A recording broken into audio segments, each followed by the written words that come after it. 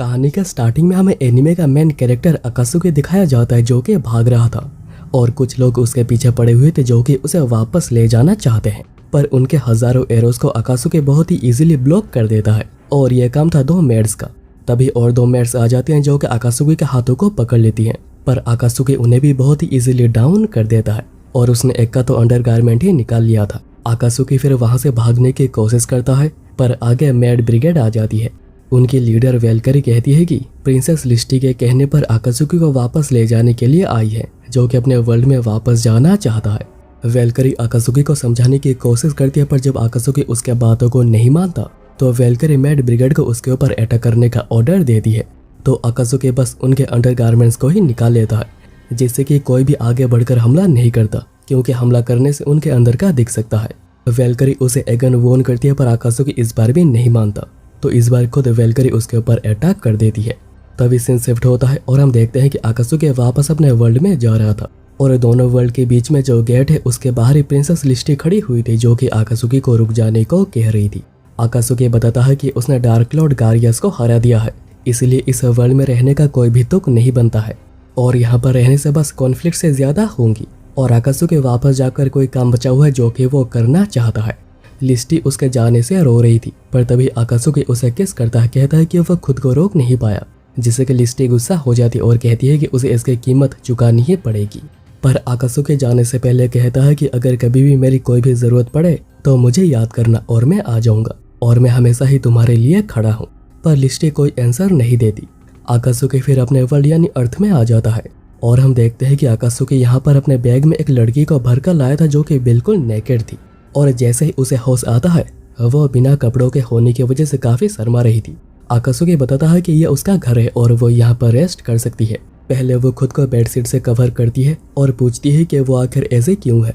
तो अकात्सुकी बताता है कि इस वर्ल्ड में आने के लिए उसे उस वर्ल्ड के कपड़े को निकालने पड़े। फिर वो दोनों ही एक दूसरे को इंट्रोड्यूस करते हैं और इस लड़के का नाम है मियू।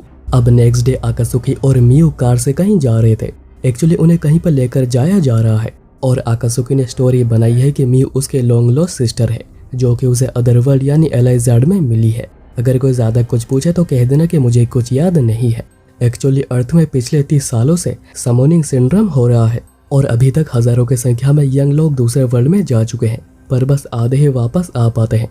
पर जो भी यहाँ पर वापस आते हैं उनके पास स्पेशल फाइटिंग टेक्निक्स होती है जिनका यूज इस वर्ल्ड में भी किया जा सकता है और इसमें मैजिक भी शामिल होती है।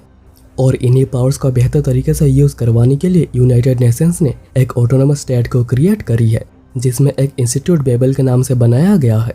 और क्योंकि वो दोनों ही दूसरे वर्ल्ड से यहाँ पर वापस आए हैं, उन्हें भी बेबल में एनरोल कर लिया गया है, जहाँ पर वो अपने एबिलिटीज को मास्टर कर पाएंगे। फिर हम देखते हैं कि उनका टेस्ट किया जा रहा था और अभी म्यू का टेस्ट किया जा रहा है, पर वो बहुत ही ज्यादा घबराई हुई थी कि कहीं वो पकड़ी ना जाए। तभी दोनों की ही रिपोर्ट आ जाती है और दोनों की रिपोर्ट बिल्कुल अच्छी आई थी और अभी म्यू अकात्सुकी को ब्रदर कह नहीं पा रही। तब हम देखते हैं कि अकात्सुकी को लेकर बेबल में एक मीटिंग हो रही थी, क्योंकि उसके रिपोर्ट में ट्रू हीरो और ओवरलॉर्ड जैसे वर्ड्स को लिखा गया है, यानी कि वो खतरनाक हो सकता है। इसलिए उनका जो लीडर है वो कहता है कि वो खुद उससे मिलना चाहता है।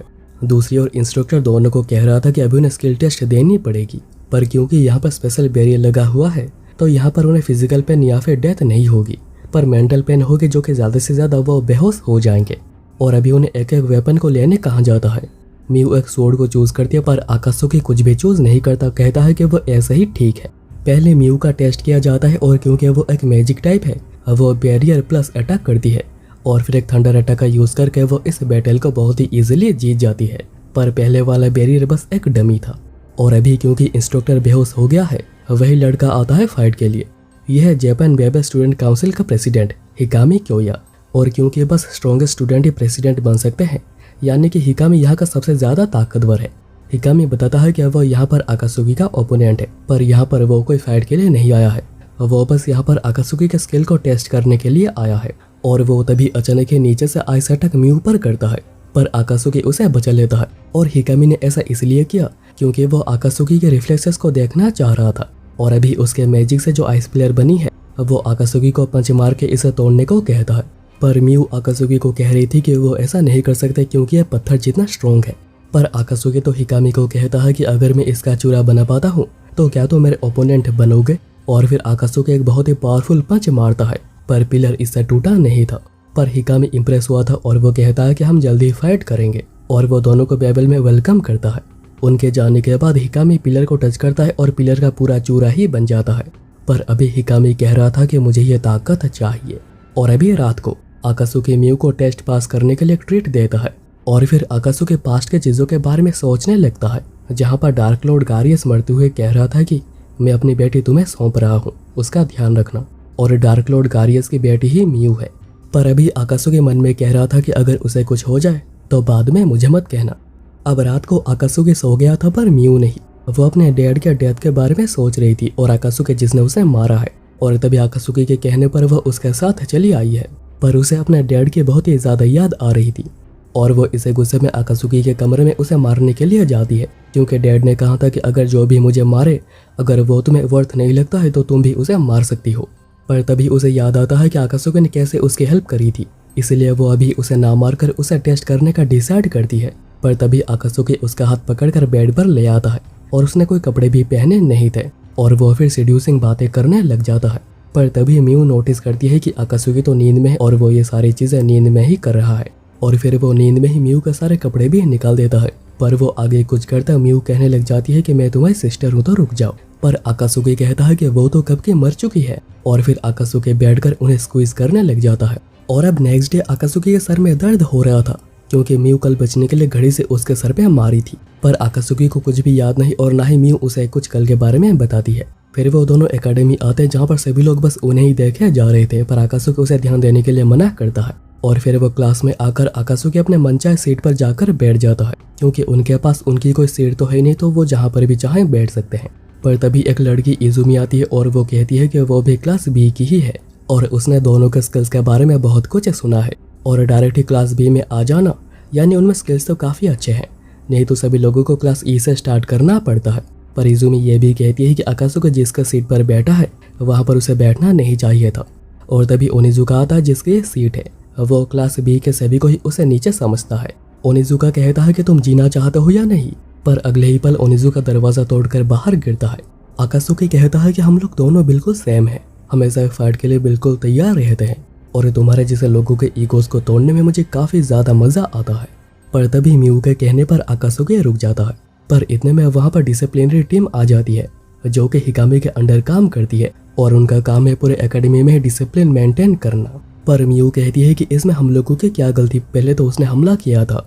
पर आकाशुके कहता है कि कोई बात नहीं, और फिर आकाशुके को एक रूम में लाकर वेट करने को कहा जाता है, और ये भी कि कुछ समय के बाद यहाँ पर ऑफिसर आ जाएगा। आकाशुके यहाँ पर हिकामी का डेस्क देखता है, और वह उसी में जाकर बैठ जाता है, और उसे ऐसा बैठा हुआ देख हारुका, जो कि एग्जीक्यूटिव ऑफिसर है, जो कि यहाँ पर आ रही थी, काफ़ी ज़्यादा शौक हुई थी, क्योंकि ये हिकामी की सीट है और यहाँ पर कोई भी नहीं बैठता है। पर तभी हिकामी आता है, और आते आकाशुके उस पर अटैक कर देता है, पर वह अटैक कर पाता हारुका, वेसाकी और मिनामी उसे रोकते हैं, और वार्निंग देते हैं कि अगर आकाशुके आगे हमला करता है तो वो लोग भी उसके ऊपर हमला कर देंगे। हिकामी तब पूछता है कि क्या हुआ है, तो आकाशुके कहता है कि मुझे लगा कि तुम कल का फाइट को कंटिन्यू करना चाहते हो। तो हिकामी कहता है कि मुझे तो ये भी नहीं पता है कि आखिर तुम्हें यहाँ पर लाया क्यों गया है, क्योंकि उसे बुलाया तो यहाँ पर हारुका ने था, उसे वार्निंग देने, ताकि आकाशुके आगे से ध्यान रखे, नहीं तो उसके ऊपर कड़े कदम उठाए जाएंगे। और वह पहले दिन ही वॉच लिस्ट में ऐड हो गया है, और वह हर समय उसके ऊपर नजर रखेंगे, और अगर वो कुछ भी कभी भी गलत करता है तो वो उसके ऊपर हमला भी कर सकते हैं। और फिर आकाशुके को जाने कहा जाता है, पर आकाशुके वापस जाने का सोच रहा था। पर तभी एक छोटी लड़की आती है, पर वो तो क्लास बी के प्रेसिडेंट किजुआ है, जो कहती है कि तुम्हें वहाँ पर वापस जाना नहीं चाहिए। आकाशुके को पता चलता है कि किजुआ काफ़ी स्किल्ड है, क्योंकि वापस आने के बाद उसे कम एज के साथ नहीं बल्कि बड़े एज ग्रुप के साथ ऐड कर दिया गया है। किजुआ बताती है कि काउंसिल मेंबर्स उससे भी कई गुना ज़्यादा ताकतवर हैं, और वो यह वॉर्न करने के लिए कह रही थी, पर आकाशुके को तो कोई फर्क ही नहीं पड़ता है। तभी हारुका बहुत ही गुस्से में आती है, क्योंकि आकाशुके ने उसके अंडरगारमेंट को चुरा लिया था, और हारुका इतने ज़्यादा गुस्से में थे कि वो आकाशुके पर अटैक भी कर देती है, पर आकाशुके को कुछ होता नहीं। पर हारुका तभी देखती है कि आकाशुके ने दूसरा भी चुरा लिया था, जिससे कि हारुका की बहुत ही बेइज्जती होती, और वो बहुत ज़्यादा गुस्सा भी हो गई थी। और फिर अगले दिन में उनका पीटी क्लास था, पर इस ड्रेस में म्यू बहुत ही ज़्यादा अनकंफर्टेबल लग रही थी, तो इजुमी और किजुआ उसे इन चीज़ों को इग्नोर करने के लिए कहते हैं। अगले सीन में हम देखते हैं म्यू, किजुआ और आकाशुके स्टोर में थे, क्योंकि वो पीटी क्लास खत्म होने के बाद चीज़ों को वापस रख रहे थे। तभी किजुआ को कुछ साउंड आती है और देखने पर ही इजुमी थी, जो कि एक लड़की के साथ यहाँ पर करने में लगी हुई थी। और वो लगभग हर पीटी क्लास में एक लड़की लाकर यहाँ पर यही सब काम करती है, और वो भी उनके मर्जी के बिना, क्योंकि वो एक लेस्बियन है। पर अभी किजुआ की वजह से लड़की को यहाँ से भागने का मौका मिल जाता है, पर अभी उनमें से कोई भी बाहर जा नहीं सकता है, क्योंकि इस डोर को अंदर से खोला नहीं जा सकता है। इसलिए इजुमी हमेशा ही बीच में एक रुमाल रख देती है, ताकि काम पूरा हो जाने के बाद वो यहाँ से आराम से निकल सके। अकासुके सोच रहा था कि वो इसे तोड़ देगा, पर किजुआ उसे मना करती है, क्योंकि बेबेल के प्रॉपर्टी को तोड़ने की सजा बहुत ही ज्यादा होती है। और वैसे भी लंच ब्रेक के बाद कोई ना कोई क्लास ऑफिसर चेकिंग के लिए आएगी, तो तभी उन्हें यहाँ से निकलने का मौका मिल ही जाएगा। पर इजुमी बहुत ही गुस्सा हो रही थी, क्योंकि वो उनकी वजह से यहाँ पर फंस गई है। पर क्योंकि अभी और कुछ नहीं हो सकता है, वो सभी यहाँ पर वेट करने लग जाते हैं। और फिर थोड़ी देर बाद किजुआ कुछ ठीक नहीं लग रही थी, क्योंकि उसे वॉशरूम जाना है और वो जा नहीं पा रही, और अभी रोकना भी बहुत ही ज्यादा मुश्किल हो गया है। मियू और इजुमी आइडिया देते हैं कि किजुआ जो कि अर्थ मैजिक का यूज कर सकती है, तो वो यहाँ पर सैंड का यूज करके एक टॉयलेट बना सकते हैं और वो उसे यूज कर सकती है। किजुआ को बहुत ही शर्म आ रही थी और वो अभी बिल्कुल भी उठ नहीं सकती है, अगर वो थोड़ी सी भी हिली तो हो जाएगा। और जब ये बात आकासुकी को पता चलती है, वो मियू और इजुमी को कहता है कि मुझे तुम दोनों की मदद चाहिए।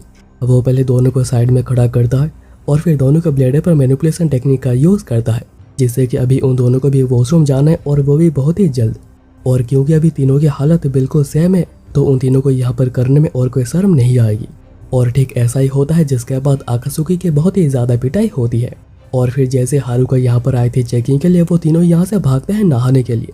पहले तो वो ये बात डिसाइड करते हैं कि वो इस बात को सीक्रेट ही रखेंगे, पर अभी उन्हें आकासुकी से बदला भी लेना होगा। और वो इसमें मियू को भी शामिल करते हैं, और मियू भी समझ पा रही थी कि वो उनके दोस्त बन चुकी है। पर तभी मियू सोचती है कि क्या आकासुकी ने ये सब कुछ जानबूझकर किया, ताकि ये वो दोनों मियू से जल्दी दोस्ती कर ले। पर यहाँ पर तो हारुका पूछ रही थी कि इस बार तुमने यहाँ पर क्या किया है। और अब अगले दिन मियू ब्रेकफास्ट ने बहुत ही अच्छा ब्रेकफास्ट तैयार किया था, और मियू आज उसे बात भी नहीं करी, क्योंकि वो कल को लेकर बहुत ही ज्यादा गुस्सा है। और ये बात आकासुका तानाका को हटाकर उसके बदले आगे आ जाता है, और तानाका को पीछे जाना पड़ता है। पर तभी आकासुके आता है और वो ये सेम चीज ओनिजुका के साथ करता है। और क्योंकि ओनिजुका जानता है कि वो कुछ नहीं कर सकता है, वो हार मान लेता है और पीछे चला जाता है। और फिर आकासुके तानाका को उसके जगह वापस कर देता है, पर ओनिजुका इसको लेकर बहुत ही ज्यादा गुस्सा था। दूसरी ओर हम लोग देखते हैं कि किजुआ को हारुका ने ऑफिस में बुलाया था, और वो भी आकासुकी को लेकर बात करने के लिए कि वो एकेडमी में कुछ भी कर रहा है और किजुआ प्रेसिडेंट होकर भी कुछ नहीं कर रही। इजुमी यहाँ पर मियू से पूछ रही थी कि मैं अभी तक उसे ठीक से भाई नहीं मान पाई हूँ। उसके थोड़ी ही देर बाद किजुआ वापस आ जाती है, तो दोनों पूछते हैं कि क्या हुआ है, क्योंकि उन्हें उसकी काफी चिंता हो रही थी। पर किजुआ कुछ नहीं बताती, पर वो देखती है कि मियू गिफ्ट के लिए ये क्यूट चीजें लेकर आई थी, पर ये एकेडमिक रेगुलेशंस के खिलाफ है, इसलिए किजुआ तो ये गिफ्ट नहीं लेती। और ये सारी चीजें आकासुकी देख रहा था। अगले दिन में किजुआ सोच रही थी कि आखिर उसके साथ ये सब कुछ क्यों हो रहा है। पहले तो वो दूसरे वर्ल्ड में चली गई थी, और फिर वहां से वापस आने के बाद उसे अपने एज के बच्चों के साथ मिलाने के बदले उसे बड़े बच्चों के क्लास में डाल दिया गया। और उसकी राय क्या थी इसके बारे में किसी ने भी एक बार भी नहीं पूछा। आकासुकी तब लिफ्ट में आता है और कहता है कि तुम्हें जो भी जानना है पूछो। और आकासुकी ये भी समझ चुका है कि काउंसिल ने किजुआ को ऑर्डर दिया है कि आकासुकी के बारे में जो भी जानकारी उसे पता चलता है वो काउंसिल को बताती जाए, और वो भी डेली। अगर उसने एक दिन भी मिस किया तो उसे वापस एलिमेंट्री स्कूल में डाल दिया जाएगा। और ये सारी चीजें लेकर किजुआ बहुत ही ज्यादा टेंशन में है। किजुआ कहती है कि वो कितने क्यों ना पढ़ ले, वो कोई एडल्ट नहीं होगी। आकासुकी तब कहता है कि वो उसके रिपोर्ट्स बनाने में मदद करेगा। अब थोड़े समय के बाद इजुमी और मियू एक साथ ही घर जा रहे थे, पर तभी दोनों ही आकासुकी और किजुआ को एक लव होटल में जाता हुआ देखते हैं, जो कि यहाँ का ओयो है। और क्योंकि दोनों को जानना है कि दोनों वहाँ पर जाकर क्या करेंगे, तो दोनों पर किजुआ बता रही थी कि उसका एडल्ट बनने से ऐसा कुछ मतलब नहीं था। वो चाहती है कि वो टेक्टफुल हो सके, दूसरे क्या सोच रहे हैं वो उनके बारे में समझ सके। आकासुकी कहता है कि अगर ऐसी ही बात है तो मैं भी अभी एक बच्चा हूँ। और फिर वो किजुआ को हक करता है और कहता है कि उसे आपसे ज्यादा स्माइल करना होगा, ज्यादा गुस्सा होना होगा और ज्यादा रोना भी होगा। और अगर वो ऐसा करेगी तो उसे क्लास भी अपना सा लगने लगेगा। उसे अपने दिल का करना होगा, जिससे कि वो बाकियों को भी समझ पाएगी। किजुआ भी इन बातों को समझ पाए थे और अभी उसका मूड भी ठीक हो गया था। और फिर दोनों बाहर आ जाते हैं और तभी मियू और इजुमी भी लड़ते हुए बाहर आ गए थे। और दोनों पूछते हैं कि क्या आकासुकी ने कुछ गलत किया है, तो किजुआ कहती है कि वेल उसने पहले मुझे नम कर दिया था। और बस क्या, दोनों ही आकासुकी की बहुत ही तेज पिटाई कर देते हैं। और अब नेक्स्ट डे हारुका किजुआ के रिपोर्ट का इंतजार कर रही थी, पर वो अभी तक नहीं आया, जिससे कि वो काफी गुस्सा हो रही थी। पर वैसा कि कहता है कि उसे किजुआ को छोड़कर आकासुकी पर फोकस करना चाहिए, पर थोड़ा शांत रहेगा।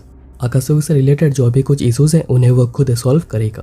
इसके बाद हम एक लड़की को सिक्योरिटी रूम और उन्हें वही वेपन मिलेगा जो कि उन्हें सबसे ज्यादा सूट करता है। पर आकासुकी तो एडी को यूज ही नहीं कर पा रहा था क्योंकि वो तो मेजी को यूज करना जानता ही नहीं है। फिर ट्रेनिंग को शुरू करने से पहले सभी को ये चॉइस दिया जाता है कि वो टीम में रहकर फाइट करना चाहते हैं या फिर सोलो। जो टीम में फाइट करना चाहते हैं वो इस स्टेडियम में रहेंगे और जो सोलो वो दूसरे स्टेडियम में जाएंगे जहाँ पर वो दूसरे बच्चों से फाइट करेंगे। आकासुकी फिर तीनों के टीम में आने की कोशिश करते पर कोई भी उसे टीम में लेना ही नहीं चाह रहा था, इसलिए वो ओनिजुका के साथ टीम बनाने की बात करता है और ये भी कहता है कि अगर वो नहीं करता है तो वो मारा जाएगा। पर फिर वो कहता है कि स्टेडियम में अभी ओनिजुका और आकासुकी में फाइट होगी और इसमें भी वही सेम बैरियर से जिसमें ज्यादा से ज्यादा कोई बेहोशी होगा। पर मैच स्टार्ट होने से पहले ही ओनिजुका सरप्राइज अटैक कर देता ताकि वो आकासुकी को हरा सके, पर आकासुकी को इससे कुछ हुआ ही नहीं था। ओनिजुका इसलिए गन अटैक करता है तो आकासुकी उसके वेपन को ही तोड़ देता है और अभी बारी थी आकासुकी के अटैक करने की, तो ओनिजुका मैजिक का यूज करके शील्ड को क्रिएट करता है। पर कुछ काम नहीं आता और आकासुकी इतना पावरफुल हमला करने जा रहा था कि ओनिजुका ये देखकर ही बेहोश हो जाता है। आकासुकी फिर उसकी एडी ले लेता है और वो वेपन को समन करने की कोशिश करने लगता है, जो कि थोड़ा सक्सेस हो भी रहा था। पर तभी उसे दूसरे स्टेडियम से चीखने की आवाजें आती है क्योंकि वहां पर कोकाट्रिस काबू से बाहर हो गया है और उसने बहुतों को पत्थर भी बना दिया है। पर कोई समझ नहीं पा रहा था कि आखिर ऐसा क्यों हो रहा है, क्योंकि ऐसा होना नहीं चाहिए था।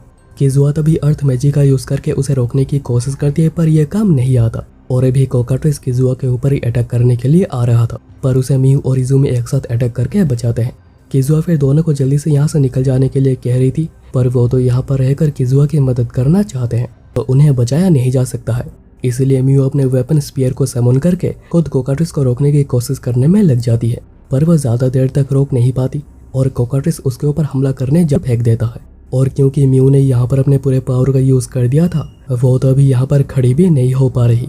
और तभी हम देखते हैं कि आकासुकी के पास बहुत सी एडीज हैं जिनका यूज करके वो एक बहुत ही खतरनाक देखने वाले स्वॉर्ड को समन करता है, जो कि देखने में काफी ज्यादा बैडेस लग रहा था। कोकाट्रिस तब अटैक करता है जिसको आकासुकी रोक तो देता है, पर उसका आधा हाथ पत्थर का बन चुका था। आकासुकी फिर लगातार कई बार कोकाट्रिस पर अटैक करता है और फिर वो अपने पूरी एनर्जी को स्वॉर्ड में गैदर करके कोकाट्रिस को हरा ही देता है और कोकाट्रिस के मरते सभी के सभी बच्चे बिल्कुल ठीक हो गए थे। किजुआ पूछती है कि आकासुकी क्या तुमने हम लोगों की जान बचाई? तो आकासुकी कहता है कि वो यहाँ पर जो भी कुछ कर पाया बस मियू की वजह से, क्योंकि वो आकासुकी के आने तक कोकाट्रिस को रोक कर रख पाई थी और वो मियू को इसके लिए शाबाशी भी देता है। ये खबर स्टूडेंट काउंसिल के पास भी पहुंच चुकी थी और वो पता लगा सकते हैं कि आखिर कोकाट्रिस के साथ किसने छेड़छाड़ करी थी।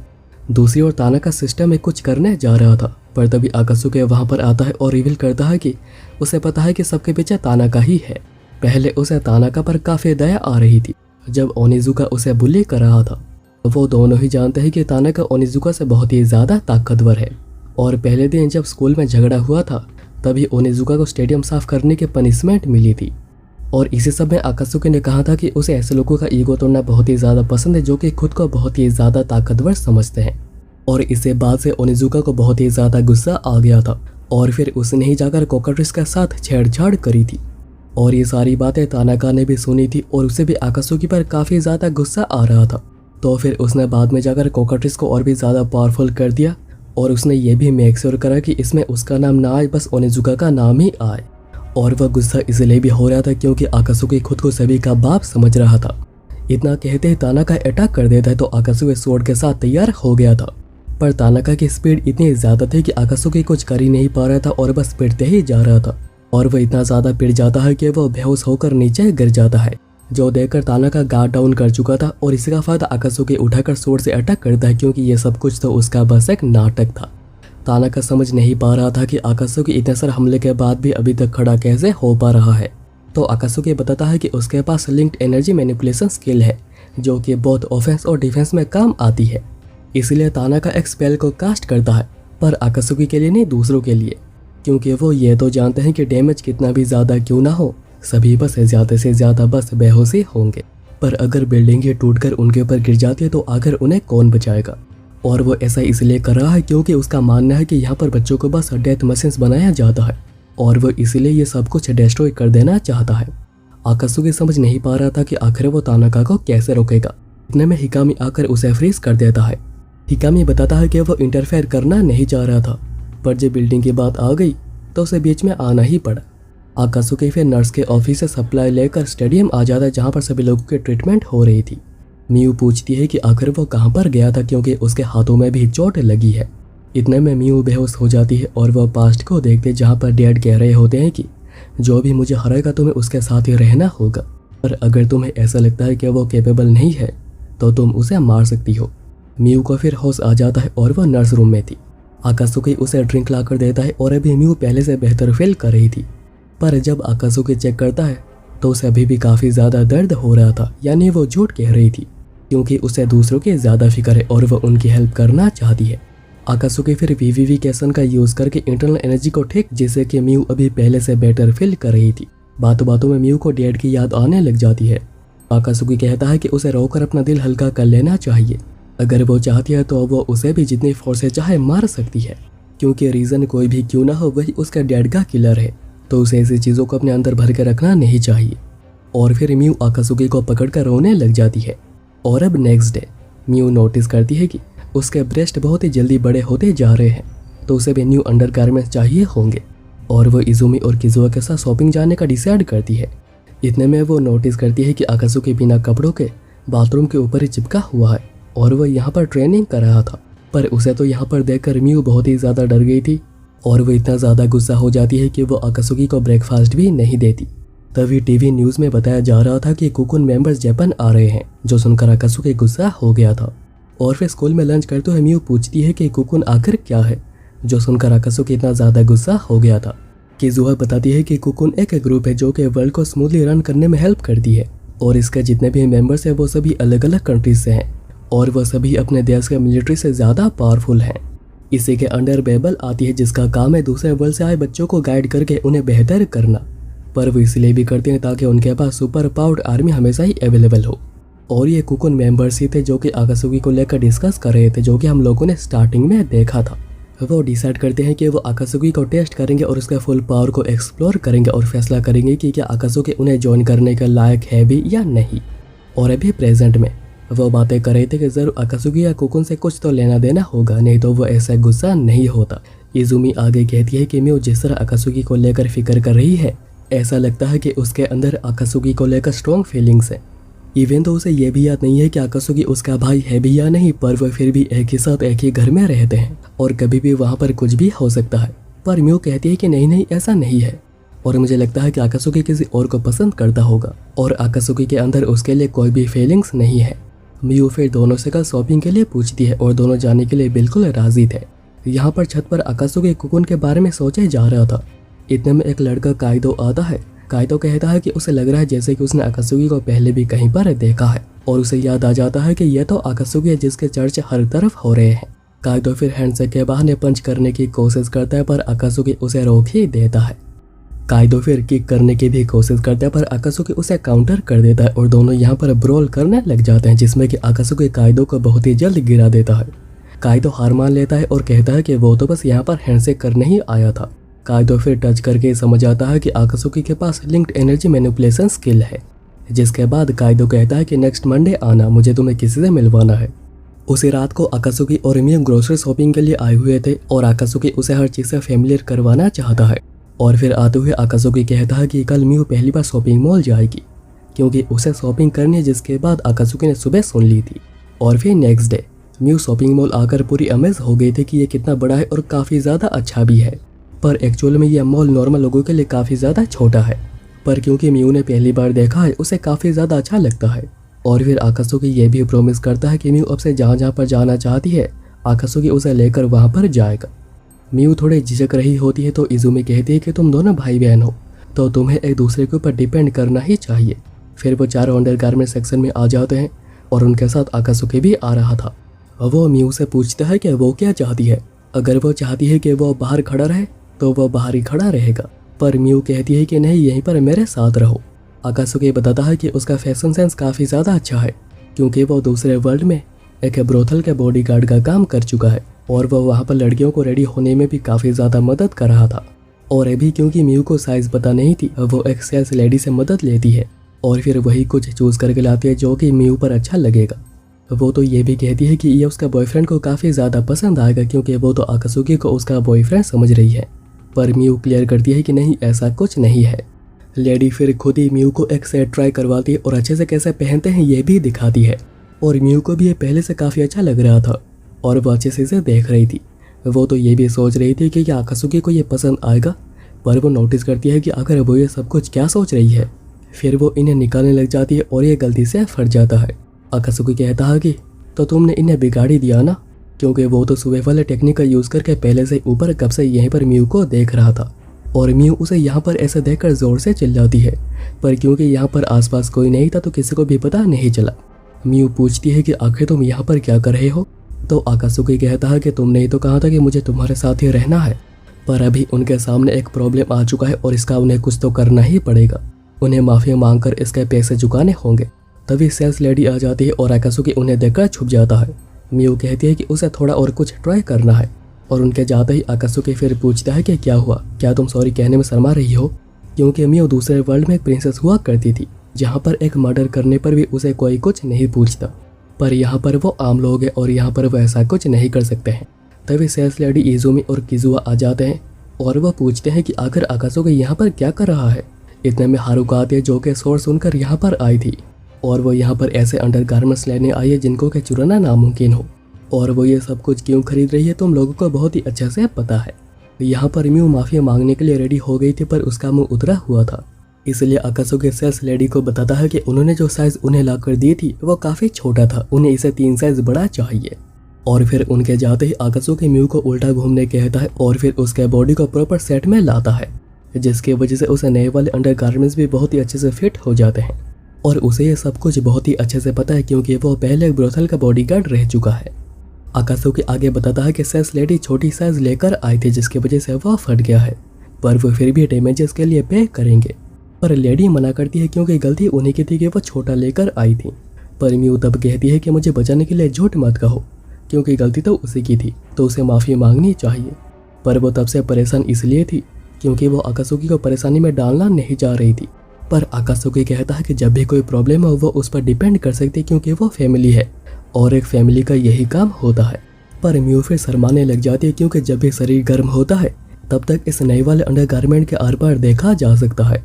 तभी हारुका आकर कहती है कि तुम यहाँ पर आकर कर क्या रहे हो। पर आकासुकी तो इतने में तीनों के अंडरगारमेंट निकाल चुका था और वो कहता है कि अभी यहाँ पर उन तीनों को नेकेड होना होगा, नहीं तो म्यू को बहुत ही ज़्यादा बुरा लगेगा क्योंकि वो तो पूरी नेकेड हो गई थी और सभी लोगों ने उसे देखा था। इससे वो तीनों बहुत ही ज़्यादा डर रही थी। पर तभी म्यू आकर उसे मारकर उसके अकल ठिकाने लगा ही देती है। फिर वो सभी लंच कर रहे होते हैं और किजू आकासुकी से नेक्स्ट वीक होने वाले रैंक्ड मैच के बारे में पूछ रही थी क्योंकि यहाँ के एग्जाम में एक रिटन एग्जाम होता है और एक कॉम्बैट एग्जाम भी होता है और यही फाइट डिसाइड करती है कि नेक्स्ट ईयर में वो कौन से क्लास में होंगे।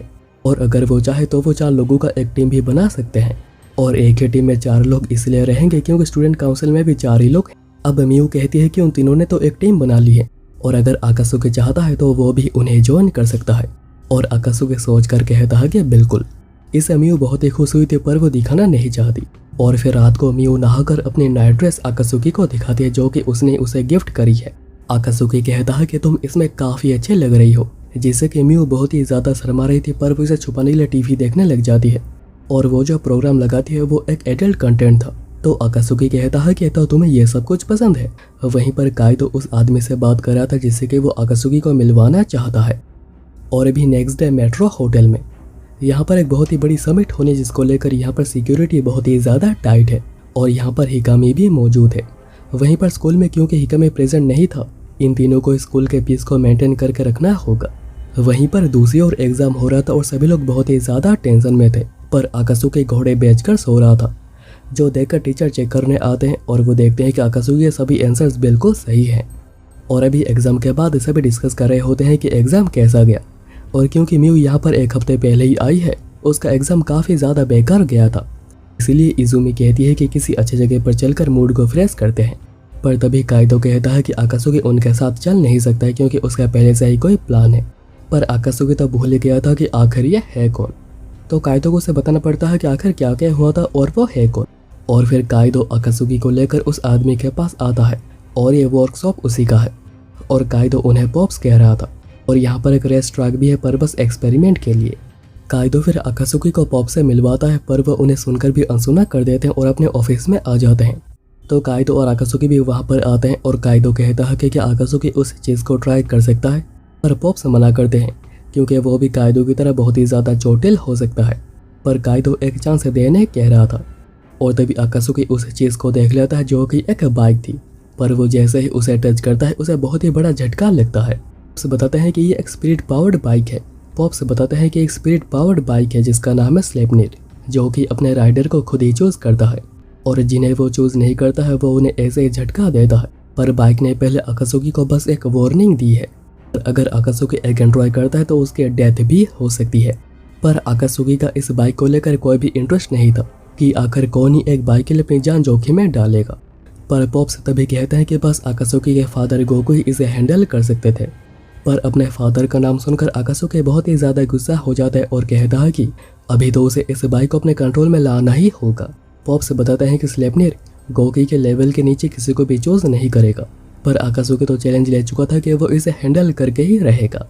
और अगले सीन में हारुका एक बहुत ही पावरफुल साउंड और एक बहुत ही पावरफुल शॉकवेव को महसूस कर पाती है जो कि बार बार आ रही थी, और जाकर चेक करने पर यह अकासुकी था जो कि बहुत ही स्पीड से बाइक को चला रहा था और इसे शॉकवेव्स आ रहे थे।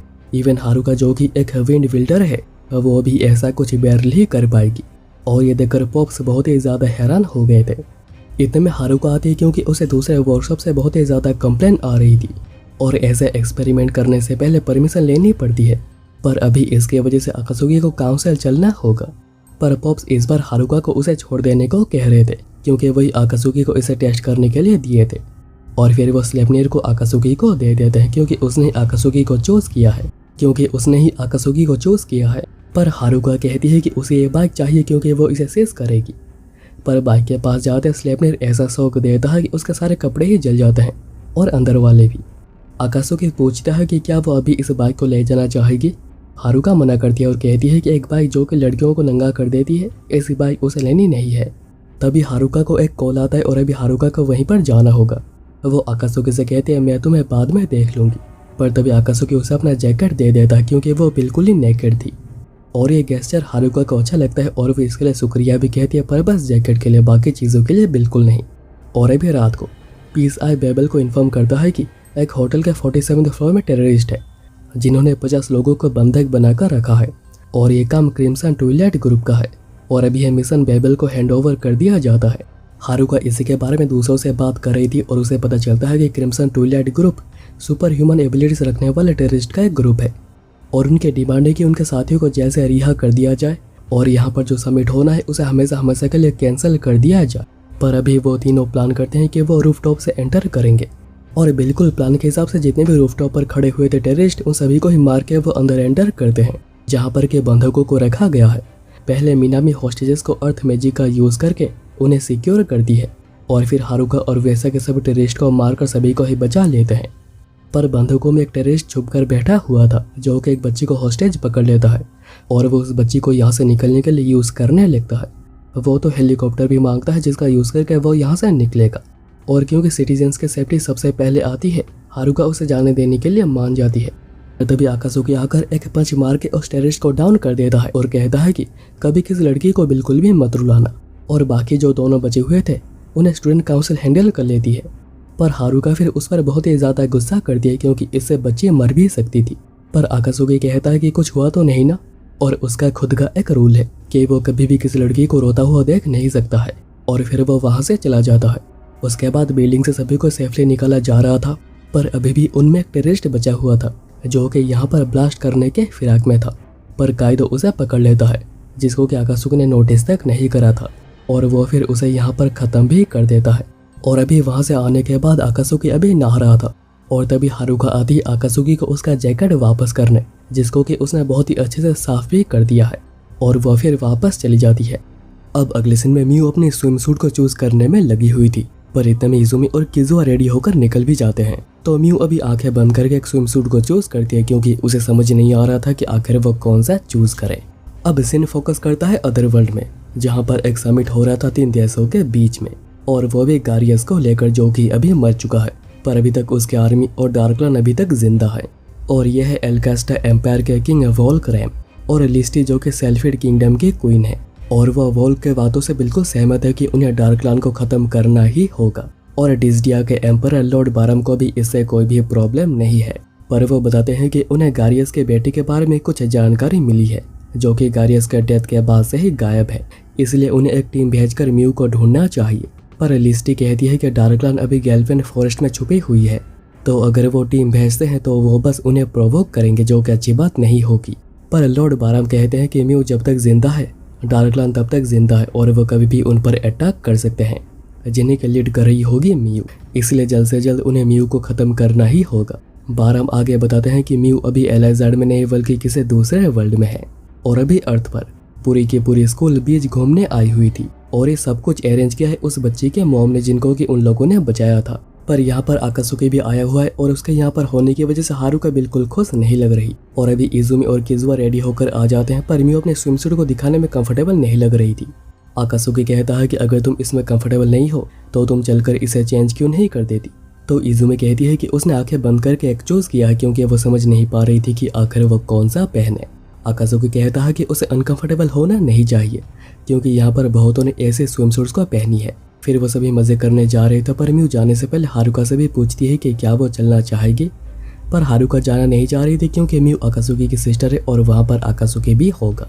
पर वैसा कि कहता है कि उसे सब कुछ छोड़कर मजे करना चाहिए और हारुका जाने के लिए मान जाती है। और फिर वो पांचों मिलकर बीच पर बहुत सारे मजे करते हैं, जिसके बाद वो एक इवेंट को होता हुआ देखते हैं जिसमें कि काइदो पार्ट टाइम जॉब कर रहा है। ये एक ऐसा इवेंट है जो कि हर साल होता है और ये टीवी पर भी टेलीकास्ट किया जाता है और यहाँ पर एंट्री बिल्कुल फ्री है। म्यू कहती है कि वो इसमें हिस्सा लेना चाहती है क्योंकि वो जब से यहाँ पर आई है वो बस एक फ्री लोडर है, तो वो भी प्राइज मनी से कुछ तो करना चाहती है। और क्योंकि म्यू इसमें हिस्सा ले रही थी तो सभी लोग भी इसमें हिस्सा ले लेते हैं और फिर अनाउंस किया जाता है कि ये एक स्विमसूट टैग इवेंट होगा। सभी को ही एक नंबर दिया गया है और उन्हीं में से ही किसी एक को चूज़ किया जाएगा और 1 घंटे के अंदर जिसे चूज़ किया गया होगा उसका अंडरवेयर जो भी ले लेगा वही जीत जाएगा।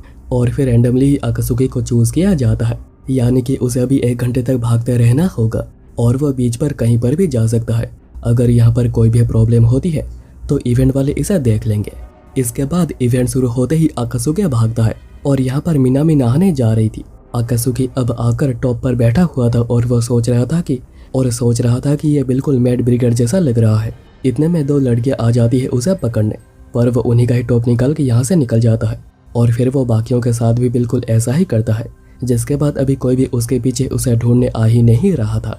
वहाँ पर एलाइजार्ड में लिस्टी कह रही होती है कि अदरवर्ल्ड के गेट को बस अदरवर्ल्ड के लोग ही पार कर सकते हैं और बारम का भी बिल्कुल यही कहना है कि इसके पीछे आकाशुकी का ही हाथ है। यहाँ पर अभी 4 बचे हुए थे और वो सोच रहे थे कि वो क्या करेंगे क्योंकि आकाशुकी सभी को पकड़ पकड़ के उनके टॉप्स को निकाल रहा है।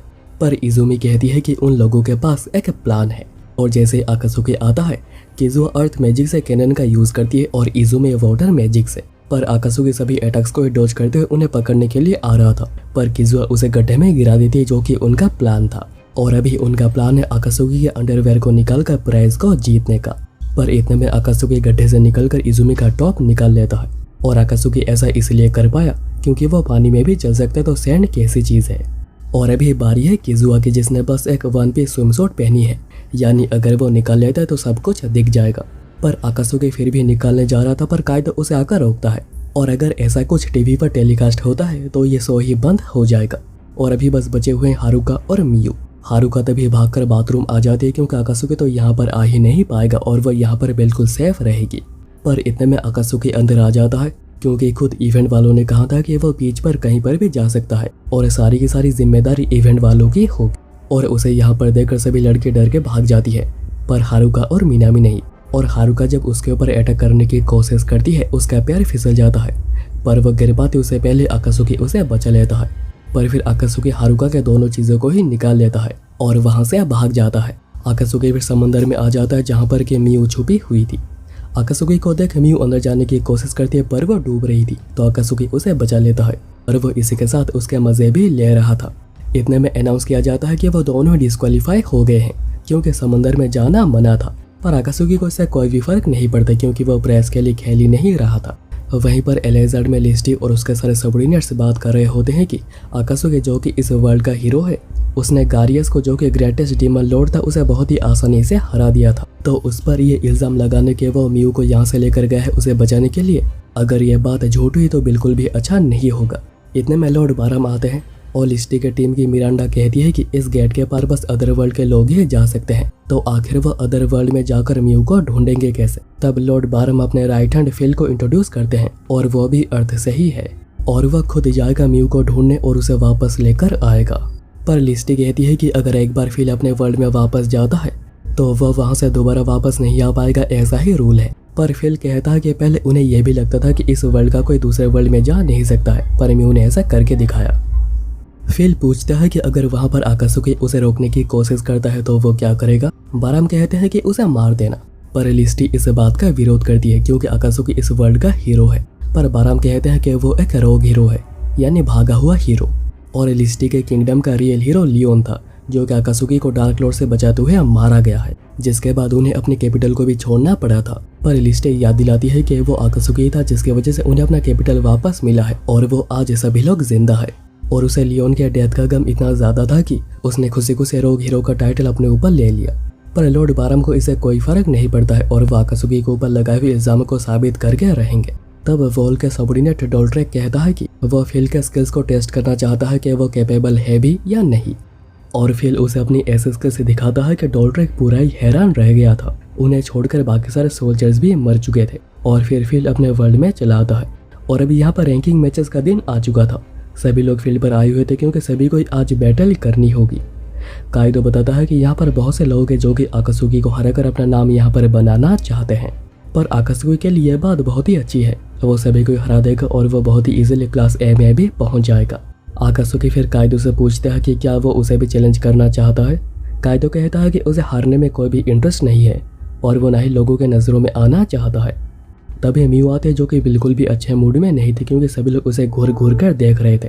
एक तो वो डायरेक्ट ही क्लास बी में आ गई है और ऊपर से उसके बड़े बड़े ब्रेस्ट। काइदो बताता है कि म्यू के बहुत सारे दीवाने हैं, पर कोई भी आकासुके के डर की वजह से उसे बात करने के लिए नहीं आता है। बस वही आकासुके से फाइट कर सकते हैं जो कि क्लास ए में हो या फिर वो काउंसिल में हो। और आकासुके को पता चलता है कि इन रैंकिंग मैचेस में काउंसिल भी हिस्सा ले रही है, यानी कि वो यहाँ पर हिकामी से फाइट कर सकता है। और वो नॉर्मली सेकंड डे को स्टार्ट करते हैं, पर इतने में वहाँ पर काउंसिल आ जाती है और आकासुके हिकामी से फाइट की बात करने लग जाता है और यहाँ पर बीच में कोई भी नहीं आएगा। पर हिकामी बताता है कि वो पार्टिसिपेट नहीं कर रहा क्योंकि वो एज ए कुकुन मेंबर उसे समिट को अटेंड करना होगा क्योंकि इस बार होस्ट जापान कर रही है, पर बाकी दिन इसमें हिस्सा लेंगे, वो ऐसा कहता है। हिकामी आगे ये भी बताता है कि उसके समिट में ज़रूरत बस कल रात तक है। अगर सब कुछ बिल्कुल सही जाता है तो वो परसों यहाँ पर होगा और वह यहाँ पर फाइट कर पाएंगे। तो आकासुके पूछता है कि तो फिर हम लोग कहाँ पर मिल रहे हैं? हिकामी कहता है कि तब तक बहुत ही कम लोग बचे हुए होंगे तो हम लोग ज़रूर मिल जाएंगे। हारुका फिर कहती है कि वो तीनों कल सुबह से फाइट के लिए बिल्कुल अवेलेबल होंगे और फिर काउंसिल अपने रास्ते चलती है। पर हारुका म्यू से कुछ ज़रूरी बात करने के लिए रुकती जिसके बारे में म्यू किसी को भी नहीं बताती। और फिर अनाउंस किया जाता है कि एग्ज़ाम 48 आवर्स का होगा और इसमें मेज़र किया जाएगा कि कौन कितने समय तक यहाँ पर सर्वाइव कर पाता है फाइट करके। वो अगर चाहे तो वो यहाँ पर सो भी सकते हैं, पर उन्हें याद रखना होगा कि बाकी लोग उन पर हमला कर सकते हैं। अगर वो अपने से हाई रैंक्स को हरा पाते हैं तो उनके रैंक ऊपर जाएगी और वो जब फाइट करने के लायक नहीं होंगे वो डिस्क्वालीफाई कर दिए जाएंगे।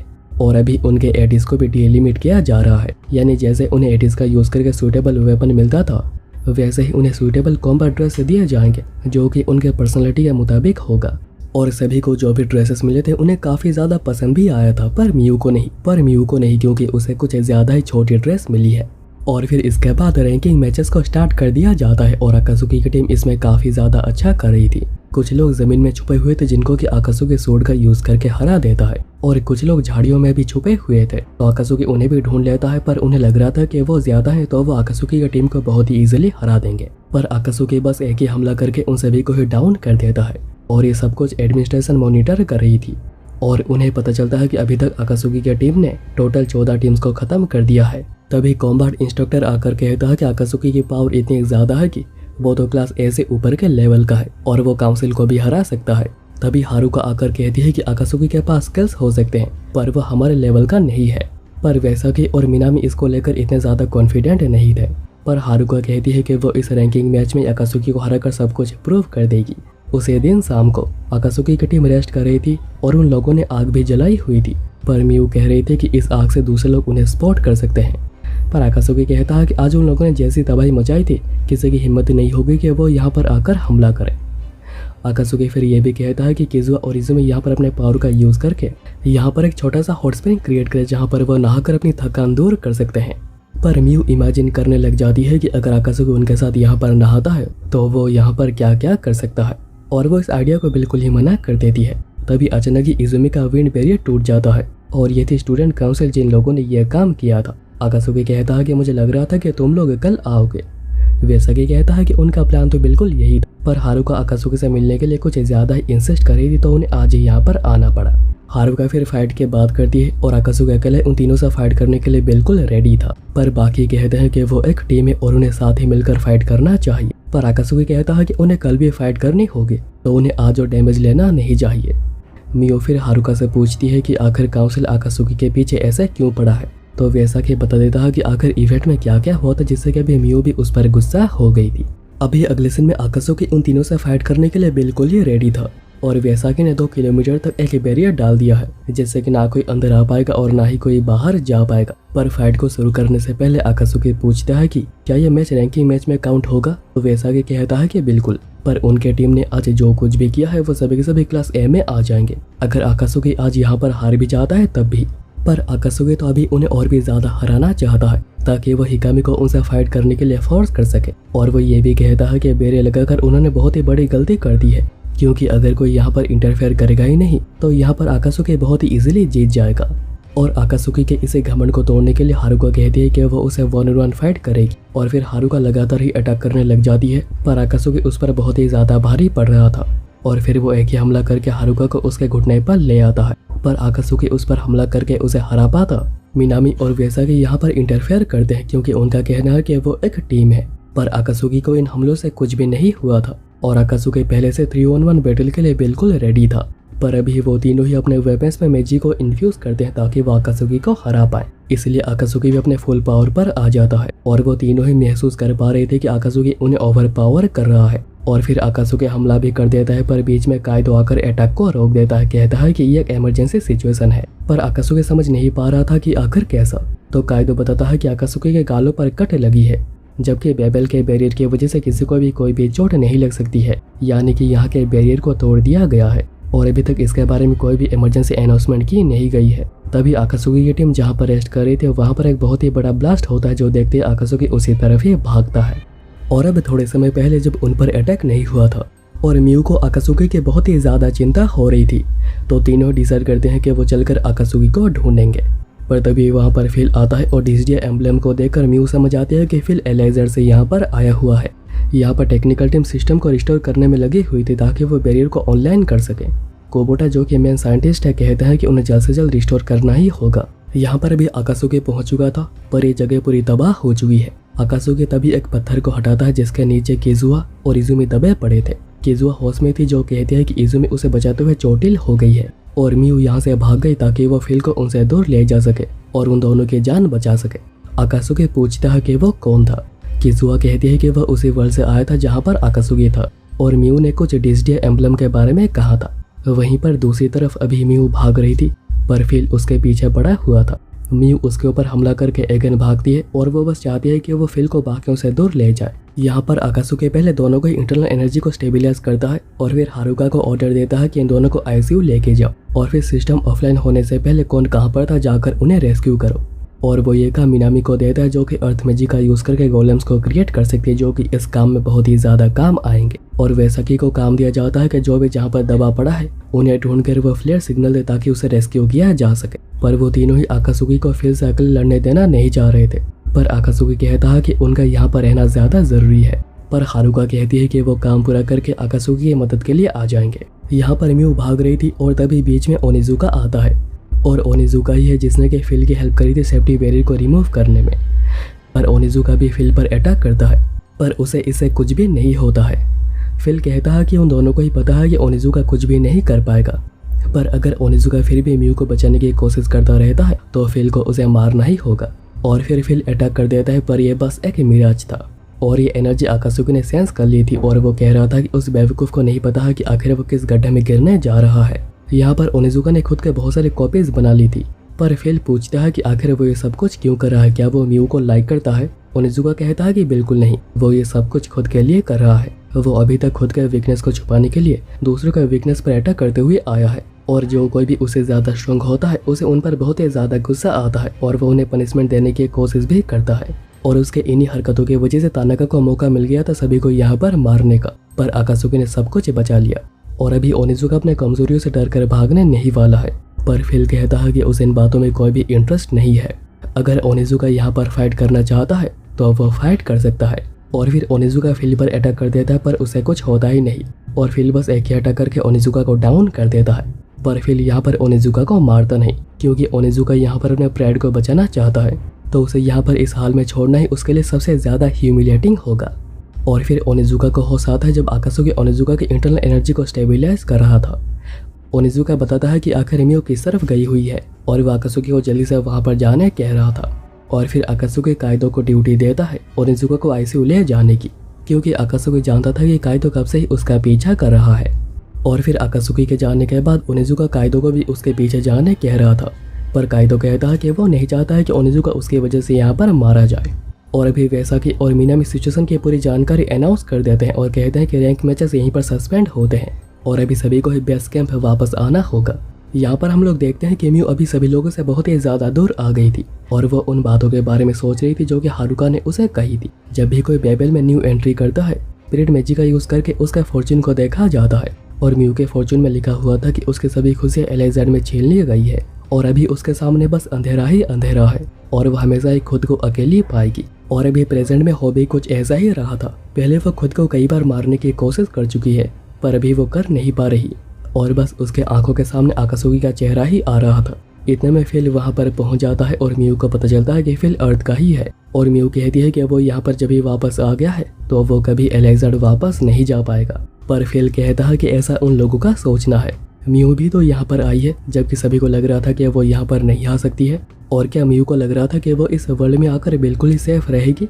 इतने में म्यू अटैक कर देती है, पर फिल उसे डिफेंड करते हुए कहता है कि म्यू को एलेक्जेंडर ले जाकर उसे पब्लिक एग्जीक्यूशन दिया जाएगा। अगर म्यू मारी जाती है तो डार्कलान की मोरल भी डाउन हो जाएगी।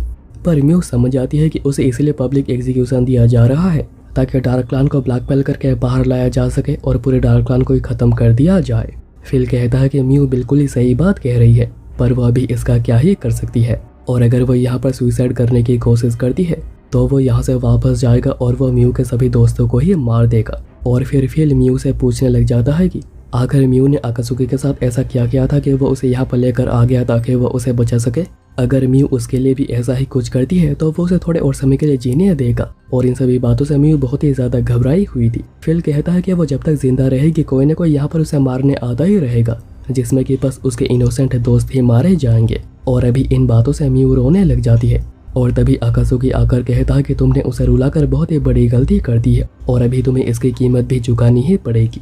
और अकासुकी स्वॉर्ड को समन करते हुए अटैक करके फिल को दूर कर देता है और म्यू को कहता है कि चिंता मत करो, अभी मैं सब कुछ संभाल लूंगा।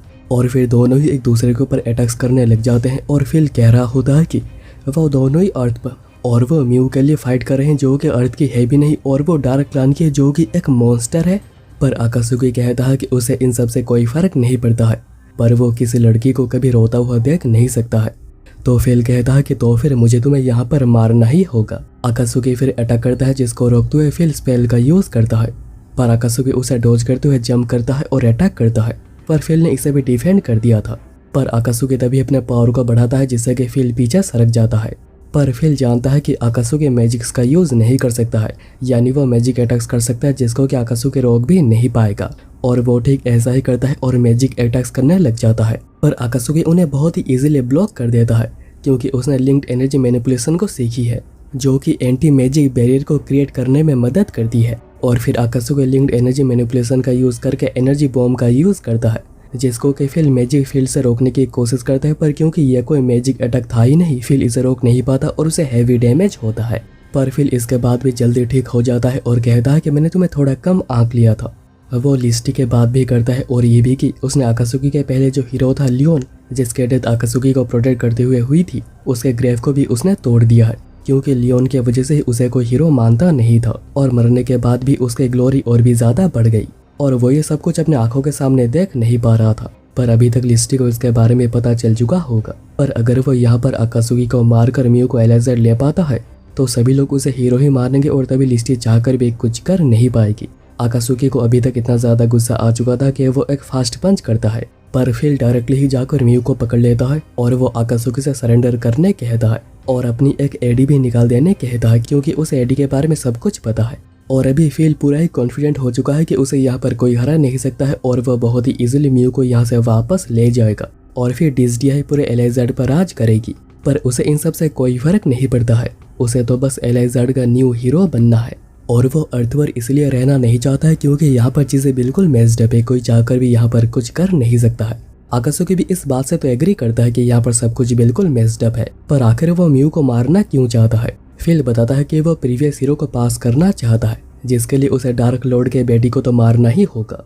पर आकासुकी उसके बातों पर हंसता है और कहता है कि तो तुम बस जलते हो और क्योंकि तुम मुझे हरा नहीं सकते हो तुम एक लड़की को बुली कर रहे हो जीतने के लिए और फिर तुम खुद को हीरो भी कहते हो। पर फिर तभी गुस्से में आकासुकी को डायरेक्ट ही मारने की कोशिश करता है, पर लिंक्ड एनर्जी मैनिपुलेशन की वजह से आकासुकी को कुछ भी नहीं होता और फिर आकासुकी उस पर पंचेस के बारिश कर देता है और अभी फिर हिलने के लायक भी नहीं बचा था। आकासुकी फिर अपना एडी ले लेता है, पर इतना में म्यू भागकर कहीं पर जाने लगती है तो आकासुकी भी उसके पीछे पीछे जाता है और म्यू भागकर एक वाटरफॉल के पास आ गई थी। आकासुकी पूछता है कि क्या हुआ, वो ऐसे भागी क्यों। म्यू कहती है कि वो किसी जगह से बिलोंग नहीं करती है, एलेजर जाने से वहाँ पे प्रॉब्लम होगी और वहाँ पे लोग मरेंगे और यहाँ पर रहने से भी बिल्कुल यही सब होगा, इनोसेंट लोग ही मरेंगे, इसलिए उसके पास बस एक ही रास्ता है मरने का और वह पानी में कूद जाती है। पर आकासुकी उसे बचा लेता है और वो म्यू पर बहुत ही ज्यादा गुस्सा भी करता है कि म्यू आखिर फिल के बातों में क्यों आ रही है। म्यू कहती है कि वो खुद की वजह से इनोसेंट लोगों को मरता हुआ देख नहीं सकती है, ना ही यहाँ पर और ना ही एलेजर्ड पर आकासुकी कहता है कि सुइसाइड एक ऑप्शन नहीं है, ऐसा करके वो बस दर्द से भागने की कोशिश कर रही है।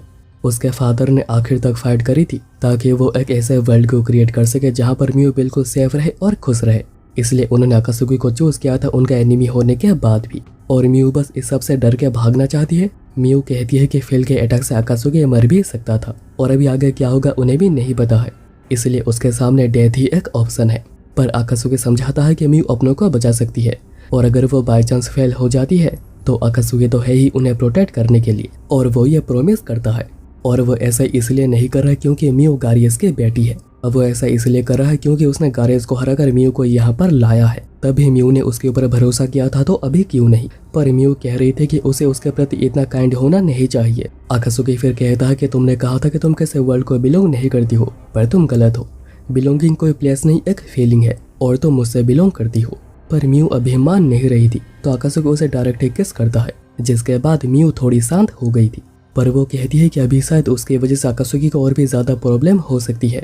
आकासुकी कहता है कि चिंता मत करो, तुम्हारे फादर ने मुझ पर भरोसा किया है। इतने में आकासुकी अचानक ही गिर जाता है क्योंकि उसे पॉइजन किया गया है, पर वो कहता है कि अगर वो थोड़ा रेस्ट करेगा तो वो बिल्कुल ठीक हो जाएगा। पर आकासुकी को बेहोश होता हुआ देख म्यू बहुत ही ज्यादा घबरा जाती है और फिर वही आकासुकी के अंदर से पॉइजन को निकालने लग जाती है। पर क्योंकि इसके बाद भी आकासुकी को होश नहीं आया था, म्यू बॉलीवुड फॉर्मूले का यूज करती है कि उसे भी आकासुकी को शरीर की गर्मी देनी होगी। उसे ये करते हुए थोड़ा अजीब तो लग रहा था पर उसके पास और कोई चॉइस भी नहीं है। पर थोड़ी ही देर में आकासुकी होश में आ जाता है और बताता है कि वो अभी ठीक है, पर म्यू गुस्से में उसे पंच मारती है। आकासुकी फिर बताता है कि वह पूरा टाइम ही होश में था, वो बस लिंक्ड एनर्जी मैनिपुलेशन का यूज करके पॉइजन को खत्म करने में लगा हुआ था और उस पर ही फोकस कर रहा था, इसलिए वो पूरा ही टाइम चुप था और इसलिए ही उसने कहा था कि वो थोड़ा रेस्ट करेगा और वो पूरा ही ठीक हो जाएगा। पर म्यू इतनी ज्यादा कोशिश करते हुए काफी ज्यादा क्यूट लग रही थी। आकासुकी अब कहता है कि चलो चलते हैं, पर वो जैसे एक पैर आगे बढ़ाता है वो लड़खड़ा जाता है, इसलिए म्यू उसे रेस्ट करने कह रही होती है, पर तभी वहाँ पर फिल आ जाता है और वो तारीफ करता है कि आकासुकी पॉइजन को सर्वाइव कर गया, जिससे कि सडन डेथ हो जाती है। आकासुकी भी कहता है कि उसने फिल को इस तरह मारा था कि वो कभी हिल भी ना पाए, पर देखो फिल तो यहाँ पर आ चुका है। पर फिल अभी इसके बाद अपने पावर को रिलीज करने लग जाता है। दूसरी ओर इजुमी को होश आ जाता है और वो भी बेबेल के आईसीयू में है और इजुमी उड़ते ही म्यू को बचाने की बात करती है, पर जब किजुआ बताती है कि आकासुकी गया है उसे बचाने, इजुमी रिलैक्स हो जाती है और फिर किजुआ इजुमी को रेस्ट करने को कहकर कहीं पर जाती है। यहाँ पर बेस कैंप में सभी बच्चे वापस आ चुके थे, पर वैसा कि अभी हिकामी से कांटेक्ट नहीं कर पा रहा। इसलिए हारुका कहती है कि उन्हें हिकामी का जगह को फिल करना होगा। इतने में उन्हें एक बहुत ही तेज साउंड आती है और वो दूर एक ड्रैगन को समन होता हुआ देखते हैं जिसका नाम है ज़ाहक, जो कि एलेजार्ड का एक ड्रैगन है और उसके साथ फिल ने एक कॉन्ट्रैक्ट करी है। पर उसने ये काम कैसे किया है किसी को नहीं पता है, क्योंकि ड्रैगन्स हायर लाइफ फॉर्म होते हैं जो कि इंसानों से बिल्कुल भी पैक्ट नहीं करते हैं। पर अकात्सुकी अभी फाइट के लिए फुली रिकवर नहीं हुआ था, इसलिए म्यू कहती है कि उसे रिकवर होने तक बिल्कुल भी रिस्क लेना नहीं चाहिए और तब तक म्यू खुद बेड का काम करेगी और फिल को रोक के रखेगी, जो कि ज़ाहक के साथ अभी मिक्स हो गया है। म्यू फिर डायरेक्ट अटैक करती है और फिल को यहाँ से दूर ले चलती है। जंगल में हम लोग देखते हैं कि किज़ुआ हेल्प के लिए आ रही होती है। पहले वो अकात्सुकी से मिलकर सिचुएशन की पूरी जानकारी लेती है। अकात्सुकी कहता है कि उसे आधा घंटा लगेगा पूरी तरह से हील होने के लिए और अभी किज़ुआ भी चलकर बेड का काम करने के लिए बिल्कुल रेडी है।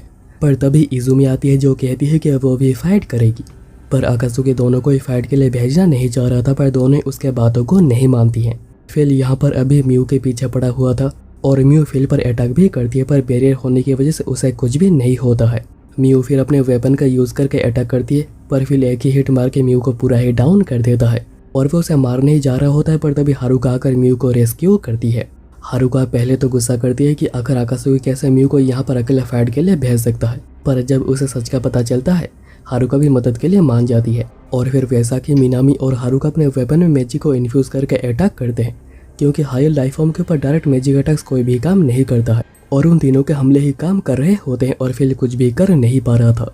पर तभी फिल म्यू पर अटैक करने जा रहा था, पर इस बार किज़ुआ और इज़ुमी आकर उसे बचाते हैं और इज़ुमी मैजिक एरोस का यूज़ करती है जो कि काम भी करता है, क्योंकि इज़ुमी के एरोस की वजह से एटमॉस्फेयर में जो भी हाइड्रोजन होता है वो कंप्रेस हो जाता है, जिसके बाद वो ब्लास्ट करता है। यानी कि ये एक नेचुरल फेनोमेनन है, ना कि कोई मैजिक। किज़ुआ अब बताती है कि उन्हें आधे घंटे तक फिल को रोक के रखना होगा।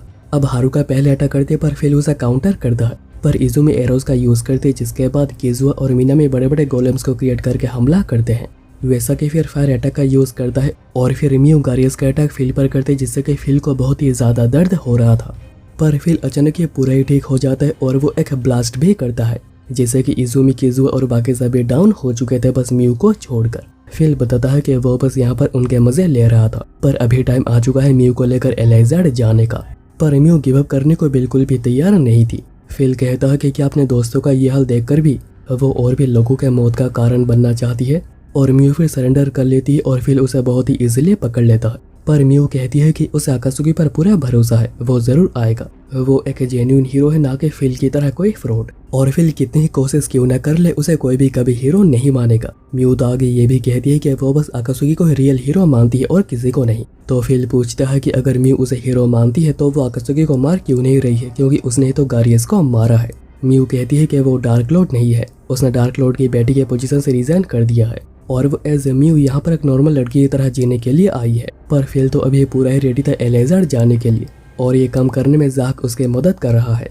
पर म्यू को अभी तक भरोसा है कि अकात्सुकी आकर उसे बचाएगा और तभी अकात्सुकी स्लेपनेट का यूज करके आता है और म्यू को बचाता है। फिल कहता है कि उसने सोचा था कि वो अकात्सुकी को लिस्टी और म्यू के सामने एलेजार्ड में मारेगा जब अकात्सुकी उसके पीछे पीछे एलेजार्ड आ जाएगा, पर अभी उसे अकात्सुकी को यहीं पर ही मारना होगा। और दोनों ही अटैक करते हैं, पर ज़ाहक के बॉडी से टच होने से सोड बिल्कुल रस्ट हो रही थी और ये सब कुछ हो रहा था ज़ाहक के पॉइजन की वजह से। पर अकात्सुकी इससे हार नहीं मानता और वो लगातार ही अटैक करता रहता है, पर कुछ होता नहीं।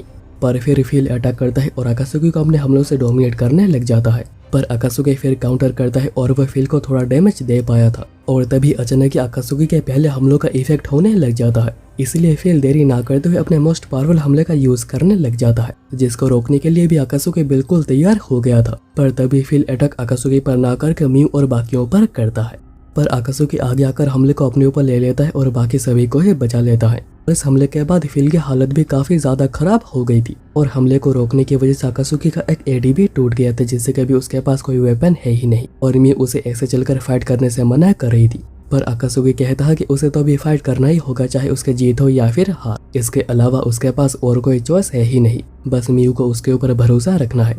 और म्यू ठीक ऐसा ही करती है और अपने एडी उसे दे देती है। तभी हारुका उठकर आती है और वो भी अपने एडी उसे दे देती है। पर अभी फिल अगेन रेडी हो गया था अटैक करने के लिए, जिसको डॉज करते हुए अकात्सुकी अपने नए स्वॉर्ड को समन करता है। पर फिर फिल के एक और हमले को रोकते हुए अकात्सुकी को चोट लग जाती है पर सही समय पर अकासुकी अपने स्वॉर्ड को अगेन समन कर पाता है और इस बार वो फिल के हमले को रोकते हुए उसे बीचों बीच से काट देता है और उसे मार देता है। और फिर मियू भागकर आती है अकासुकी को चेक करने, जो कि बिल्कुल ठीक था। और मियू उसे खुश होकर उसे गले लगाती है। और ये जो फाइट है कुकुन की मीटिंग में भी दिखाया जा रहा था। और अभी ये तो कंफर्म हो गया था कि अकासुकी बहुत ही ज्यादा पावरफुल है और उसके पास मैजिक ना होने से उसे कोई भी फर्क नहीं पड़ता है। फिर वो किसी प्रोजेक्ट वाई की बात कर रही थी, जो कि अपने फाइनल स्टेज में जल्दी ही होगा। और वहाँ पर क्रिम्सन ट्विलाइट की बात भी होती है, जिसमें एक मेंबर कहता है कि वो सभी को ही मार दे बस फाउंडर को छोड़कर, क्योंकि वो उसका टारगेट है। कुकुन का मेंबर माइकल फिर हिकामी से पूछता है कि उसने फेल को क्यों नहीं रोका, क्योंकि अगर उसके हमले टावर को हिट करते तो उनका प्लान इफेक्ट हो सकता था। हिकामी कहता है कि वो ऐसा कर सकता था, पर इससे 3 किलोमीटर तक सब कुछ तबाह हो जाता, जिसमें कि बेबल के स्टूडेंट्स थे और काउंसिल मेंबर्स भी। पर माइकल कहता है कि प्रोजेक्ट वाई ज्यादा जरूरी है, जिसके लिए सभी सेक्रीफाइसेस बिल्कुल जस्टिफाइड है। हिकामी कहता है कि इसमें तुम्हारा छोटा भाई भी मरता। और हमें अकासुकी के घर रखे एक फोटो को दिखाया जाता है।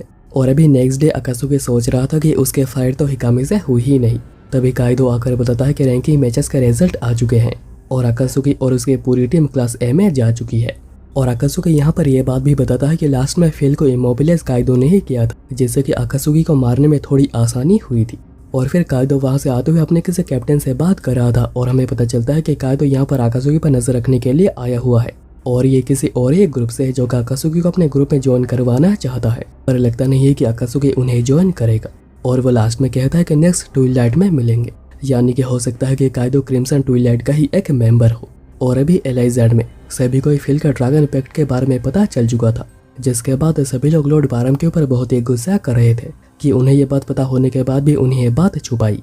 पर लॉर्ड बारम कहते हैं कि उन्हें डार्क लॉर्ड के बेटी को मारना होगा, तो इसमें गलत किया है। और वह पूरा ही श्योर है कि फिल जीतकर ही यहाँ पर वापस आएगा और तभी सबको जस्टिफाई हो जाएगा। पर तभी डोल्ट्रेक और मिरांडा आकर बताता है कि ब्लैक माउंटेन के डार्क बीस्ट फिर से अचानक फाइट करने लग चुके हैं। और जानकारों का ऐसा मानना है कि यह सब कुछ जाह के डेथ की वजह से हो रहा है। और वह कंफर्म हो जाता है कि फिल हार चुका है। इससे लिस्टी बहुत ही खुश हुई थी, पर डोल्ट्रेक बताता है कि बॉर्डर में खड़ी सीलफील्ड और टिस्डिया की आर्मी को भी मार दिया गया है, जो कि किया है डार्क क्लान ने। पर अभी यहाँ पर अर्थ में मियू और अकासुकी बिल्कुल शांति से रेस्ट कर रहे होते हैं। नेक्स्ट सीन में एलेजार्ड में पूरा ही केओस शुरू हो गया था और लिस्टी को याद आता है कि अकासुकी ने कहा था कि अगर वो उसे दिल से याद करती है तो वो यहाँ पर उसके मदद के लिए आ ही जाएगा। और फिर शाम को मियू, इजुमी और किजुआ को उनके रिलेशन के बारे में सबको सच सच बता देती है और ये भी कि आखिर वो कौन है। अकासुकी फिर आकर कहता है कि उसे एलेजार्ड जाना होगा, क्योंकि उसे लगता है कि यहाँ पर मियू को लाना किसी और का प्लान था और वो उसी हिसाब से काम करते हुए आ रहे थे, तो अभी उसे वहाँ पर चलकर इसके बारे में सब कुछ पता लगाना होगा। पर तभी तीनों ही कहती हैं कि वो भी चलेंगी। बाहर हारुका खड़ी हुई थी, जो कि अकासुकी को एक एडी देने के लिए आई थी कुबोडा के कहने पर वो अंदर जाने से काफी ज्यादा घबरा रही थी, क्योंकि अंदर अकासुकी है और ये सब कुछ काइदो कब से ही देख रहा था। और तभी उन्हें विंडो से एक बहुत ही तेज लाइट दिखती है, क्योंकि वो सभी अभी एलाइजार्ड जा रहे हैं। और तभी हारुका और काइदो भी अंदर आ जाते हैं और वो दोनों भी उन्हें टच कर लेते हैं, यानी कि वो भी अभी वहाँ पर जा रहे हैं। अकासुकी बताता है कि वो वहाँ पर कोई भी पिकनिक करने नहीं जा रहे, पर वो फिर भी उसके साथ जाने के लिए बिल्कुल रेडी थे। इसलिए अकासुकी उन सभी को लेकर ही एलाइजार्ड चलता है। और इस एनिमे का सीजन 1 यहीं पर ही एंड हो जाता है और इसका सीजन 2 अभी तक रिलीज नहीं हुआ है, पर जब भी रिलीज होगी मैं उस पर वीडियो लेकर आ जाऊंगा। तब तक आप हमारे दूसरे वीडियोस को देख सकते हैं।